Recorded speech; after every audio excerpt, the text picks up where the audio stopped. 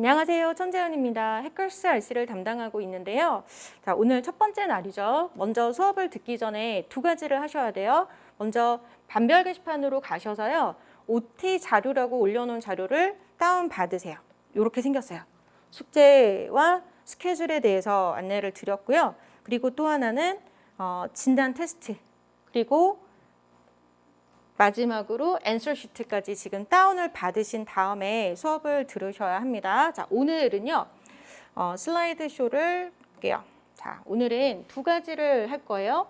일단 OT 내용은 수업과 시험에 대한 간단한 소개를 드릴 거고, 그리고 다이아그노스틱 테스트를 20분 동안 진행을 할 겁니다. 이때는 잠깐 강의를 꺼주시고요. 20분을 여러분 타이머로 시험을 보신 다음에 다시 수업을 들어주시면 되겠습니다. 그리고 자, 강의 대상.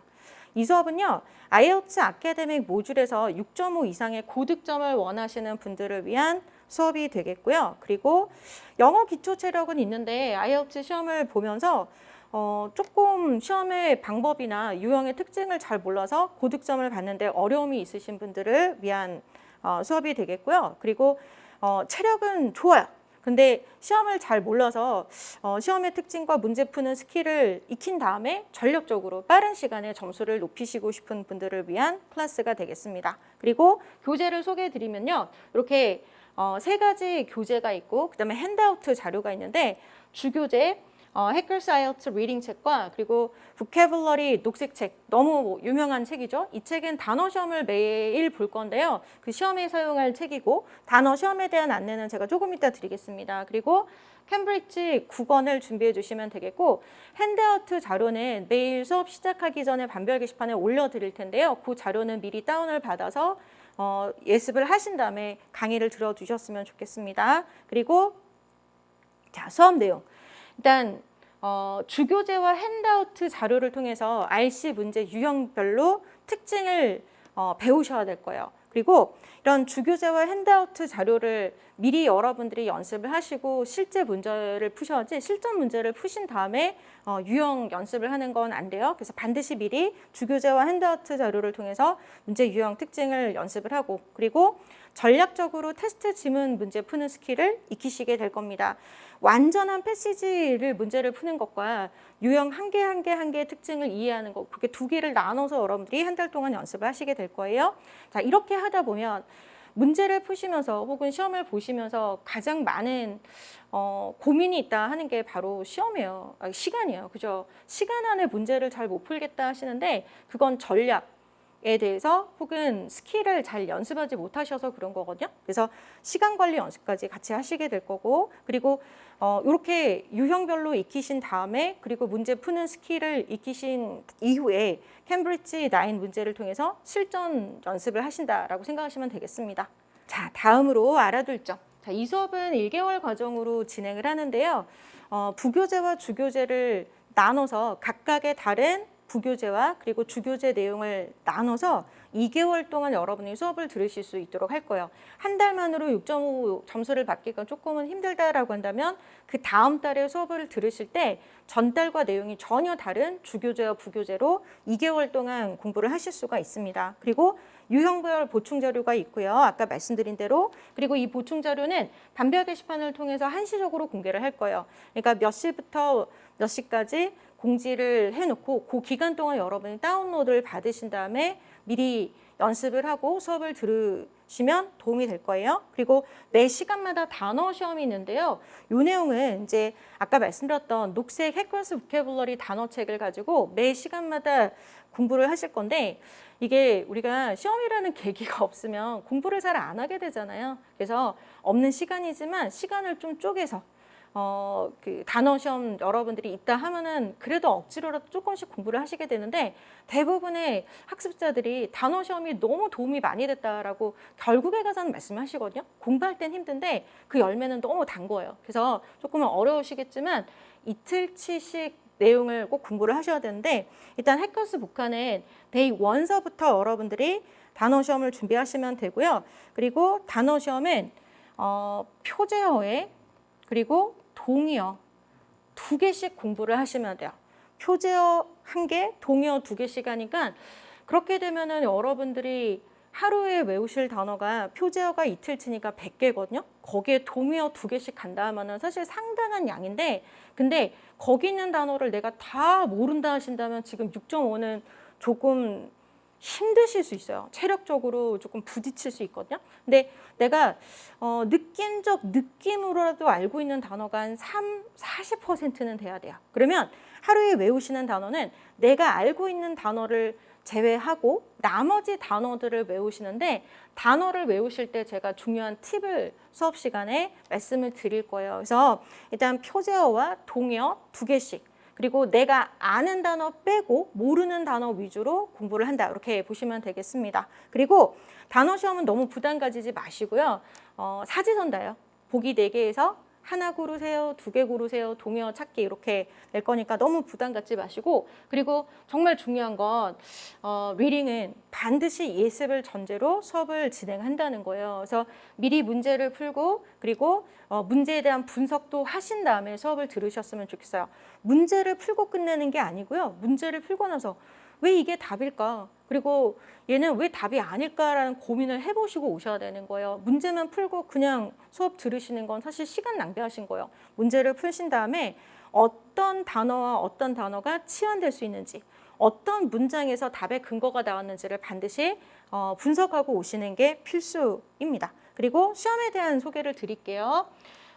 리딩 같은 경우는 좀 특이한 부분이 모듈이 2가지가 나눠져 있어요. 아카데미 모듈과 제너럴 트레이닝 모듈이 있는데, 우리는 그 아카데미 모듈로 수업을 진행을 합니다. 학사 이상의 과정을 공부하는 게 아카데믹 모듈이고요. 그리고 이민이나 취업이나 학사 이하의 파운데이션 과정 같은 걸 준비하시는 분들은 제너럴을 준비하는데, 이 수업은 아카데믹 위주로 간다는 거. 그래서 아카데믹에 대해서 좀 더 구체적으로 설명을 드리자면, 아카데믹은 패시지 1, 2, 3 이렇게 나눠지는데요. 패시지 1보다 2가 좀 어려워지고 패시지 2보다 3가 어려워져요. 점진적으로 어려워지기 때문에 조금 쉬운 패시지부터 먼저 푸시는 게 도움이 됩니다. 그 이유는 제가 조금 이따 설명을 드릴 거고요. 자, 그리고 각각의 패시지는 보통 13문제, 13문제, 14문제가 나오는데요. 14문제짜리 패시지가 가장 어려운 거다. 그러니까 14개짜리 문제가 있는 패시지를 마지막에 푸신다고 생각하시면 돼요. 그리고 시험 시간은 60분 동안 주어지고요. 각 지문당 2개에서 4가지 유형이 나올 거예요. 모든 유형이 다 나오지는 않습니다. 그리고 중요한 부분이, 자, 지금 말씀드린 게 이 내용이고요. 난이도에 따른 배점의 가중이 없어요. 그러면 여러분 어떤 거부터 푸셔야겠어요? 그렇죠? 쉬운 거죠. 그러니까 패시지 1서부터 3까지 점진적으로 어려워지기 때문에 가장 쉬운 패시지 1부터 그리고 2, 그리고 3 이렇게 가시고요.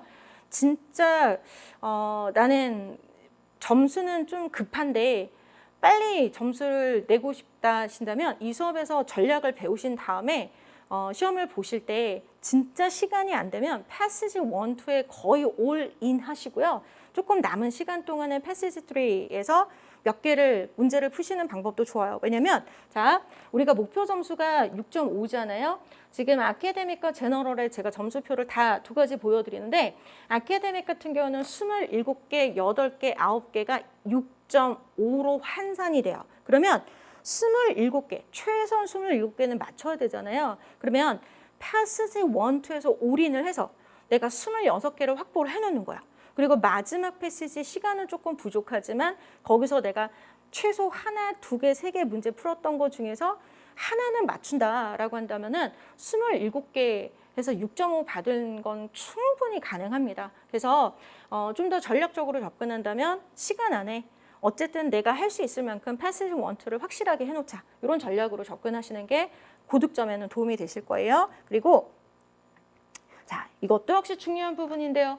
답안 작성하는 시간을 따로 주지 않아요. 리스닝은 답안 작성하는 시간을 따로 주지만 리딩은 그러지 않기 때문에 답안지 작성하는 시간과 그리고 시험 시간을 전부 다 합쳐서 60분이라고 생각하신다면 50분 플러스 10분으로 시간을 짜셔야 됩니다. 그래서 50분 동안 40문제를 풀기 때문에요. 여러분 한 문제당 풀 수 있는 시간이 1분 몇 초밖에 안 된다고 생각하시면 여기서 전략이 필요하신 거예요. 내가 어떻게 시간 안에 모든 문제를 다 풀어낼 것인가. 라고 하는 거죠. 그래서 이제 유형을 이해하시는 게 필요한데요. 자, 퀘스천 타입은 이렇게 두 가지로 나눠져요. 지문의 내용과 문제 번호 순서가 일치하는 문제가 있어요. 1번 다음에 2번 답, 2번 다음에 3번 답, 3번 다음에 4번 답이 나오는 문제 유형이 있으면 지문의 내용과 문제 번호 순서가 전혀 맞지 않는 거예요. 2번 답이 1번보다 먼저 나올지 나중 나올지, 3번 답이 1번보다 먼저 나올지 나중 나올지 전혀 알 수 없는 문제 유형들이 있습니다. 이런 유형들에 따라서 여러분이 접근하는 방식이 달라져야 돼요. 순서대로 나오는 문제는 문제를 먼저 본 다음에 지문의 내용을 읽습니다. 기억하세요?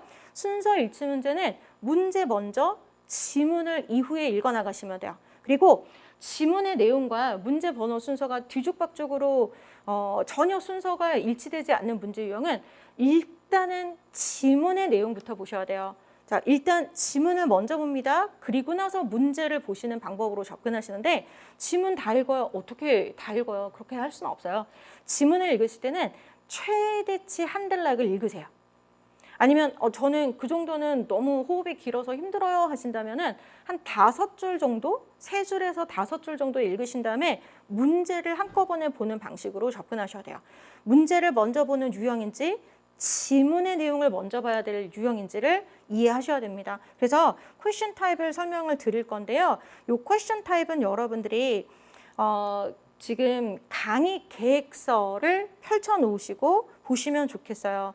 강의 계획서에 제가 설명을 드린 문제 유형들이 쭉 나오거든요. 거기 있는 내용들을 보시고 제가 데이 2서부터 본격적으로 유형 연습을 하면서 자세하게 설명을 드릴 거고 지금은 좀 간단하게 설명을 드릴 거예요. 먼저 순서 일치 문제 유형들이 있는데요. 여러분들 보시는 강의 계획서의 유형들의 3페이지에서부터 보시면 되거든요. 3페이지에서부터 보시면은 일단 1번, 2번, 3번 유형 옆에다가 100% 순서 일치라고 적어 놓으세요. 자, 100% 순서 일치. 요 세 개가 100% 순서 일치로 나오는 문제 유형들입니다. 그래서 100% 순서 일치로 나오는 true, false, not given, yes, no, not given, 그리고 multiple choice 꼭 기억하셔야 돼요. 그래서 이 세 가지가 100% 순서대로 나오는 문제, 제가 잉크 색깔을 조금 바꿀게요. 네, 너무 잘 안 보이죠? 네, 그래서 요 세 가지가 100% 순서, 네, 100% 순서라는 거 기억하시고요. True, false, not given과 yes, no given은 100% 순서대로 나오지 않는다면 not given을 당체 이해할 수가 없죠. 생각해 보세요. 1번 다음에 2번 답, 2번 다음에 3번 답이 나오는 문제 유형이에요. 그러면 1번과 3번 사이 2번 정보가 없다면 2번은 뭐가 되는 거죠? not given이요. 근데 얘가 100% 순서가 아니라면 2번이 not given인지를 확인하려면 어디까지 보셔야 되냐? 완전한 패시지를 끝내고 나서 2번은 not given이구나. 그렇게 할 수는 없죠. 그래서 100% 순서 일치이기 때문에 not given을 여러분들이 빨리 찾아낼 수가 있다는 거예요. 그리고 멀티플 초이스 문제 중에서는 사지선다. 네, 사지선다에다가 100%라고 적어 놓으세요. 사지선다 문제만 100% 순서입니다.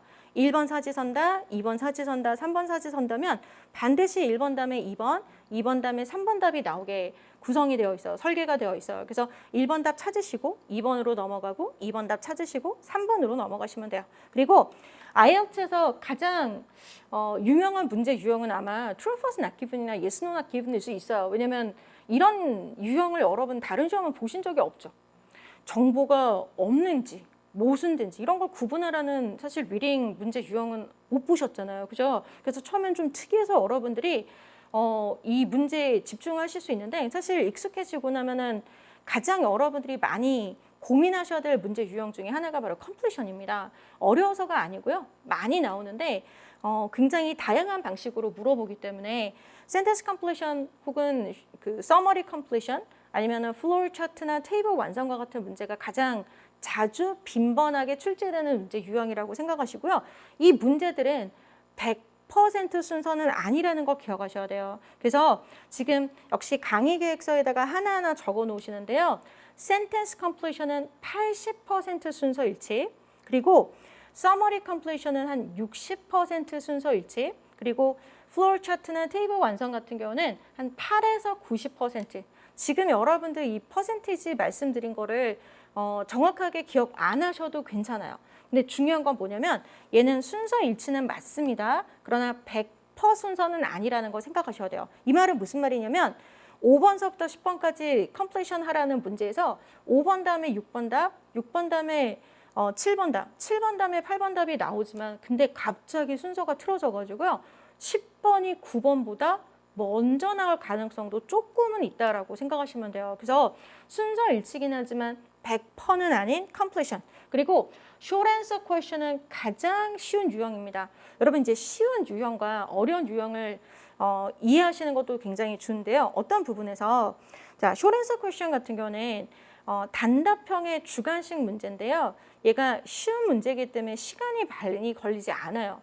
여러분 그냥 들었을 때 객관식과 주관식 중에 뭐가 더 부담스러우세요? 당연히 주관식이 부담스럽잖아요. 그러니까 객관식을 먼저 풀고 주관식은 나중에 미루는 그런 사람들도 있는데 사실은 주관식은 반드시 본문에서 단어를 찾아 쓰셔야 되기 때문에 나중에 찍을 수도 없어요. 그러니까 먼저는 주관식을 푸신 다음에 진짜 시간이 없을 땐 주관식을 먼저 풀고 남은 시간에는 그냥 객관식은 찍으셔도 돼요. 그래서 주관식 문제를 먼저 푸시고 그리고 객관식이 주관식보다 어렵기 때문에 어려운 문제를 너무 시간을 많이 할애하시면 안 돼요. 시간이 없을 땐. 그래서 쉬운 주관식을 먼저 푼다. 그래서 short answer question 같은 경우는 역시 순서 일치긴 하지만 100%는 아닙니다. 여러분 100% 순서는 3개밖에 없다는 거 꼭 기억하셔야 돼요. 그리고 headings, 각각의 단락에 제목이 뭔지를 물어보는 유형들. 뭐 이런 것들은 사실 순서대로 풀어나가시는 것도 괜찮고 그렇지 않으셔도 돼요. 왜냐면 A단락 다음에 B단락의 제목을 찾는 건데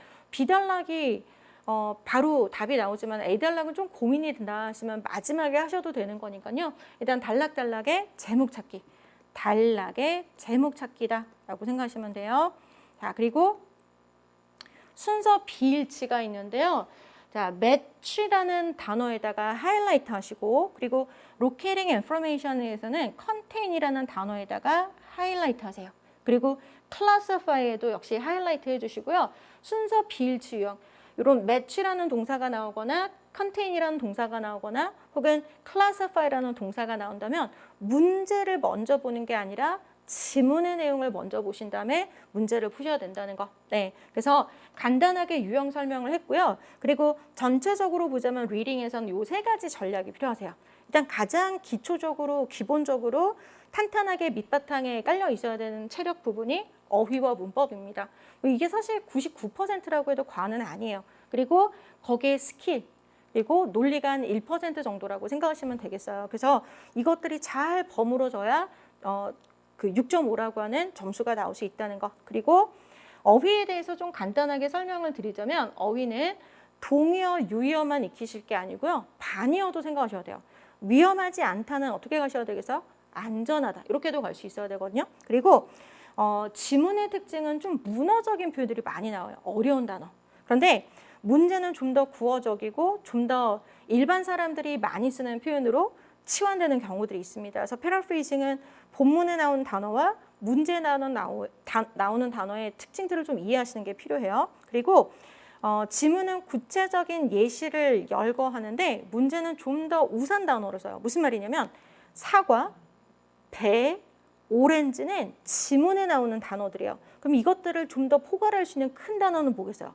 과일류 이 정도로 나오는 거죠. 그래서 본문에 나오는 단어의 성격 그리고 지문에 나오는 단어의 성격을 문제에 나오는 단어의 성격을 이해하시는 게 필요합니다. 그리고 스킬은 지금 말씀드렸던 거가 문제 유형을 알아야 문제를 푸는 방식을 이해하실 수가 있죠. 순서 일치 문제는 문제를 먼저 보고 지문을 읽으셔야 되는 거고 그리고 순서 비일치 문제는 지문의 내용을 먼저 보는 거예요. 근데 단락 단위로 최대치 보시고 나중에 문제를 보는데 이때는 문제는 한꺼번에 보셔야 돼요. 왜냐면 5번부터 10번까지가 순서 비일치 문제가 나올 때 10번 답이 5번보다 먼저 나올지 6번이 5번보다 먼저 나올지 나중 나올지 우리가 알 수가 없는 거잖아요. 이런 방식으로 문제를 풀어나가셔야 되겠고 그리고 다시 한번 유형에 대해서 좀 말씀을 드리자면 순서 일치, 순서 비일치 이렇게 있어요. 그리고 이제 마지막으로 완전한 패시지를 놓고서 문제를 푸는 스킬 연습을 해볼 건데요. 자, 먼저 이런 패시지가 나왔어요. True, false, not given 1번부터 5번까지 그리고 멀티플 초이스 문제 6번부터 10번까지 나오고 그리고 센텐스 컴플리션 11번부터 13번까지 나옵니다. 자, 이럴 때 true, false, not given 같은 경우는 여러분 어떤 문제였죠? 100% 순서 일치형 문제였죠. 그리고 멀티플 초이스 문제도 100% 순서 일치. 센텐스 컴플리션은 순서 일치긴 하지만 100%는 아니에요. 한 80% 순서 일치인데 이런 경우 문제를 어떻게 푸셔야 되냐? IELTS는 되게 특이한 부분이 있어요. 1번부터 5번 이들 사이에 100%. 그리고 6번서부터 10번까지 이들 사이에 100%입니다. 그리고 센텐스 컴플리션 11번부터 3번까지 이들 사이에 역시 80% 정도 순서가 나오는 건데 문제 1번서부터 5번과 6번과 10번, 11번, 13번은 서로 상관이 없어요. 무슨 말이냐면 6번서부터 10번까지 문제가 11번부터 13번까지 문제보다 먼저 나온다는 보장이 없고요. 1번부터 5번까지 문제가 11, 13보다 먼저 나온다는 보장이 없다는 거예요. 그러면 어떻게 해야 되냐? 1번부터 5번까지 문제를 푼 다음에 다시 처음으로 돌아가서 6번부터 문제, 10번까지 문제를 푸시고 그리고 마지막으로 11번부터 13번까지 다시 처음으로 돌아가서 문제를 풉니다. 이렇게 되면 본문을 몇 번 읽는 건가요? 3번. 근데 아까 말씀드렸죠. 시간을 우리가 50분 플러스 10분으로 쓰셔야 되는데 40문제를 50분 동안 풀려면 한 문제당 풀 수 있는 시간은 1분 몇 초밖에 안 된다 그랬잖아요. 그런데 문제 요 세 유형을 풀겠다고 패시지를 3번 읽을 수는 없다는 거죠. 여기서 작전이 들어가야 돼요. 어떤 전략이 필요한가? 먼저 1번부터 5번까지는 100% 순서잖아요. 1번 하나만 문제를 먼저 보세요.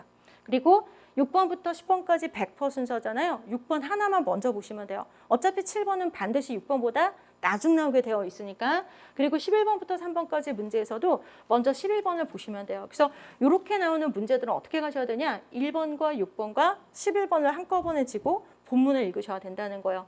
그래서 문제를 3개를 먼저 지고 봤는데 먼저 6번 문제 답이 나온 거죠. 그러면 이제 몇 번 보셔야 되냐? 7번, 1번, 11번. 그리고 1번 답이 나왔어요. 이제 몇 번 보셔야 되냐? 7번, 2번, 11번 이렇게 지고 가셔야 되는 거예요. 그리고 요거는 본격적으로 내일부터 연습을 할 거기 때문에 지금 완벽하게 이해 못 하셔도 괜찮아요. 그래서 순서 일치형 문제만 나왔을 때 문제 푸는 전략. 그리고 두 번째로는 순서 비일치 문제들과 순서 일치 문제가 섞였을 때 아까 locating information이라는 문제는 contains라는 동사가 들어가 있다라고 말씀드렸어요. 그리고 match라는 문제 둘 다 순서 비일치요. 처음에 문제를 본다? 안 본다? 그쵸? 보지 않아요. 패시지의 내용을 먼저 보시는 거예요. 그리고 yes, no, not given은 어떤 문제죠? 그쵸? 100% 순서 일치형 문제거든요. 그러면 처음에 여러분이 보고 가실 문제는 그쵸? 24번 하나밖에 없는 거예요. 요거 하나 지고 첫 번째 단락을 읽어가세요. 자, 첫 번째 단락을 다 읽었어요. 나는 24번의 내용은 찾지 못했습니다. 이제 뭐 하셔야 돼요? 그쵸? 위치 찾기 문제나 매치 문제를 푸시면 되는 거예요. 그래서 순서 일치 문제는 처음에 문제를 보시고 그렇게 해서 문제를 지고 읽었던 내용을 가지고 순서 비일치 문제를 다시 재활용해서 문제를 풀어나가시면 되는 겁니다. 그래서 패시지 스킬이 하나가 필요하고요. 유형별로 스킬이 하나가 필요해요. 이 두 가지를 완벽하게 여러분들이 체화시켜서 연습하셔야 이제 시간을 관리할 수가 있다는 거고요. 이제 포인트는 요건데 이제 다이아그노스틱 테스트를 여러분 보실 거예요. 지금 잠깐 수업을 스탑 하시고요. 그리고 제가 이렇게 타이머를 들었는데 진단 테스트 그리고 정답지 펼쳐 놓으시고 자 이걸로 해서 20분은 시간을 정해 놓습니다. 20분이에요. 자 20분을 해서 여러분들이 스타트 해가지고 문제를 푸시고 20분 후에 답 확인하시고 제 설명을 다시 들으시면 되겠어요. 그래서 지금부터 시작해서 20분 동안 하시고 강의는 잠깐 스탑을 해주세요.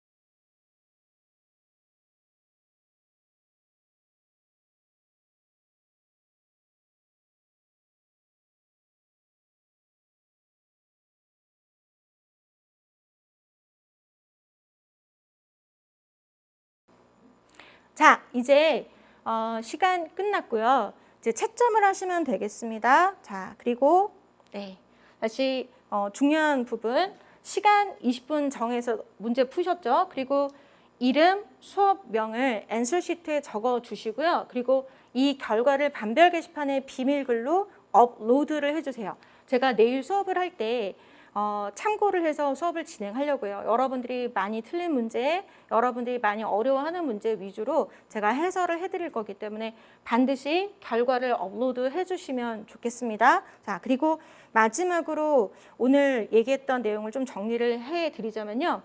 우리가 6.5라고 하는 목표를 얻기 위해서는 목표 점수를 받기 위해서는 사실 많은 노력을 하셔야 돼요. 그래서 중요한 부분은 어휘 많이 익히셔야 돼요. 그리고 패러프레이징 연습을 하셔야 되고, 그리고 유형 연습을 하고 완전한 패시지를 얻고 문제 푸는 시간 관리 스킬도 익히셔야 돼요. 그리고 여기에 논리 연습도 하셔야 되고, 그리고 액티브 리딩이라고 하는 걸 제가 한 달 동안 열심히 말씀을 드릴 거예요. 그래서 액티브한 리딩을 하셔야 되고, 그리고 꼭 문제를 풀고 나서 예습이 끝나고 나서 분석을 한 다음에 하셔야 될 게 뭐냐면 내가 어떤 문제를 틀리는가 꼭 보셔야 돼요. 내가 true, false, not given 문제 유형이 약하구나. 내가 혹은 서머리 유형이 약하구나. 사실 어떤 문제 유형이 약하냐에 따라서 원인이 다르거든요. 그래서 반드시 반복된 실수가 나오는 유형이 뭔가 하는 거를 보시고 그리고 오답 노트를 적으셔야 돼요. 어떤 단어가 어떤 문장에서부터 나온 정답인지 혹은 어떤 문장과 어떤 표현이 서로 치환이 되는 내용인지를 꼭 분석을 해 놓으셔야 되겠습니다. 그래서 이런 오답 노트 정리를 통해서 재진술의 패턴을 익히셔야 돼요. 그래서 꼭 오늘 말씀드렸던 거를 연습을 하시면서 다시 리마인드를 해 주셨으면 좋겠고요. 그리고 숙제 공지는 반별 게시판에 올려놓습니다. 그래서 자세하게 공지를 올려놓을 거니까요. 숙제 공지 확인하시고 그리고 숙제를 하실 땐 강의 계획서에 스케줄표에 나와 있는 숙제 리스트를 보시면 돼요. 그 리스트 확인하시고 제가 반별 게시판에 공지하는 내용들을 같이 참고해서 순서대로 제가 안내드리는 순서대로 숙제하시고 그리고 수업 전에 반드시 예습을 한 상태로 수업을 들으셔야 여러분들이 원하는 좋은 결과를 얻으실 수 있다는 점. 네, 그래서 오늘 여기까지 하고 마무리하겠습니다. 수고하셨습니다. 점수 잡는 Hackers.